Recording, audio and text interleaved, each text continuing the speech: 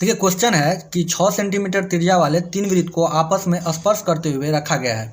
इन 3 वृत्तों को चारों ओर एक धागा कसकर बांधा गया है, तो धागे की लंबाई क्या है।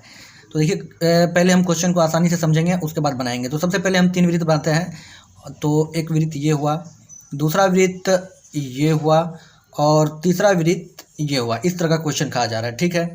और सबका त्रिज्या दिया हुआ है, तो 6 सेंटीमीटर त्रिज्या दिया हुआ है, तो 6 सेंटीमीटर इसका हम लिख देंगे। उसके बाद पुनः फिर 6 सेंटीमीटर त्रिज्या इसका दिया हुआ है, तो इसको लिख देंगे। और 6 सेंटीमीटर त्रिज्या इसका भी दिया हुआ है, तो हम इसको लिख देंगे, ठीक है। 6 सेंटीमीटर त्रिज्या करके हम ऐसे करके इसको बना देंगे।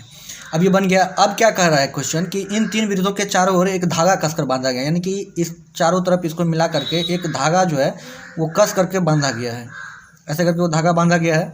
तो मुझे ये धागा की लंबाई याद करना है कि यानी कि ये जो धागा है इसका लंबाई क्या होगा, ये मुझे पता करना है। तो देखिए इस तरह का क्वेश्चन आपको कहीं भी दिखे तो आपको सबसे पहले एक फॉर्मूला याद रखना है कि जब भी धागे की लंबाई पूछा जाए तो आपको फॉर्मूला याद रखना है 2πr + ND। ये फॉर्मूला बहुत ही विविध है। आपको कितनी भी वृत्त दिया जाए, चाहे 2 वृत्त दिया जाए, 4 वृत्त दिया जाए, 8 वृत्त दिया जाए, जितने भी वृत्त दिया जाए और उसको धागे से चारों तरफ बांधा गया हो और धागे की लंबाई पूछे तो ये आपको फॉर्मूला लगाना है। तो देखिए 2 लिखा हुआ है, 2 लिखेंगे यहाँ पर, पाई का पाई ही रहने देंगे और रेडियस मेरा दिया हुआ है 6, तो 6 लिखेंगे। और प्लस n का मतलब यहाँ हुआ कि आपको कितना वृत्त दिया हुआ है। तो देखिए यहाँ 3 वृत्त दिया हुआ है, तो इसलिए हम यहाँ 3 लिखेंगे।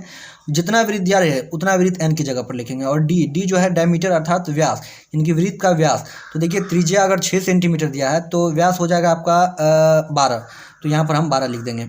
यानी कुल मिला के हो गया 12π + 36, ये हो जाएगा आपका इसका आंसर। यानी कि इसको आप अगर और कैलकुलेट करेंगे तो फिर सिंपली में आएगा। तो इस तरह से अगर कहीं भी अगर आपको धागे के रूप में पूछा जाए तो इस फॉर्मूला का यूज करेंगे और इसको बनाएंगे। आशा करूँगा ये वीडियो आपको पसंद आए। अगर ये वीडियो पसंद आए तो मेरे चैनल को सब्सक्राइब कीजिए, वीडियो को लाइक कीजिए और ज़्यादा से ज़्यादा शेयर करना ना भूलिए। धन्यवाद।